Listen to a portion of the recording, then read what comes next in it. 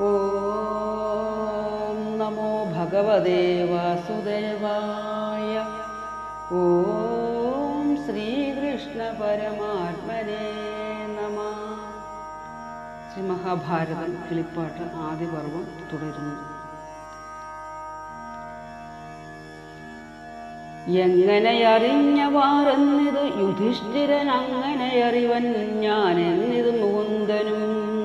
തങ്ങളിൽ ജതുഗൃഹമോചന വൃത്താന്തവും തിങ്ങിന സന്തോഷത്തോടൊക്കെയും പറഞ്ഞുടൻ.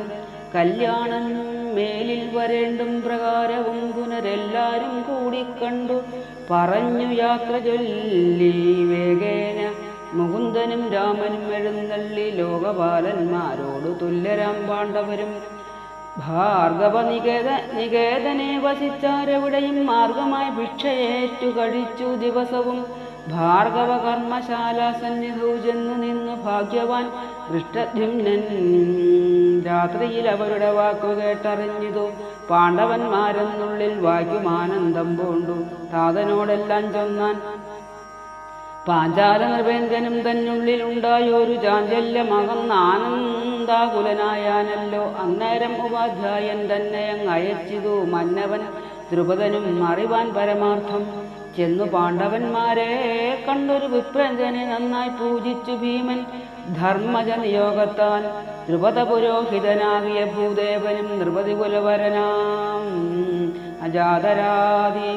ജാതാരാദിയും അന്യോന്യം വൃത്താന്തങ്ങൾ പറഞ്ഞു വസിക്കുമ്പോൾ അന്യനായിരിപ്പൊരു പുരുഷൻ വന്നാനല്ലോ.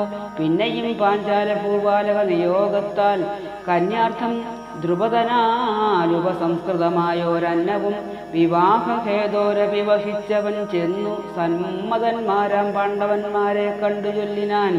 നിങ്ങളിനി വൈകാതെ പോരണം പോലെല്ലാരും കൂടി രാജധാനിക്കുമടിയാതെ നല്ലതേരിതു വസുധാധിപയോഗ്യമിനി കല്യാണം കഴിക്കണമെന്നവൻ ചൊന്ന നേരം പാരാതെ പുരോഹിതൻ തന്നെയും അയച്ചിട്ട് വീരന്മാരായ പാണ്ഡുരാജനന്ദനന്മാരും തേരതിൽ കരയേറി വൈകാതെ നടകൊണ്ടു കാരുണ്യം പൂണ്ടു കുന്തി തന്നോടും കൃഷ്ണയോടും ധർമ്മജമതമെല്ലാം. അന്നേരം പുരോഹിതൻ സമ്മോദം കലർന്നവനീശ്വരനോട് ചൊന്നാൻ,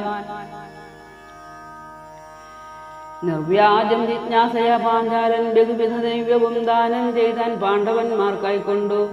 മത്തഹസ്തികൾ മനോവേഗമുള്ള അശ്വങ്ങളും ചിത്രമാം രഥം കാലാൾ ദാസികൾ ദാസന്മാരും ആസന ശയനയാനങ്ങളും വർമ്മങ്ങൾ ബാണാസനങ്ങളും ചർമ്മനികരം ഖഡ്ഗങ്ങളും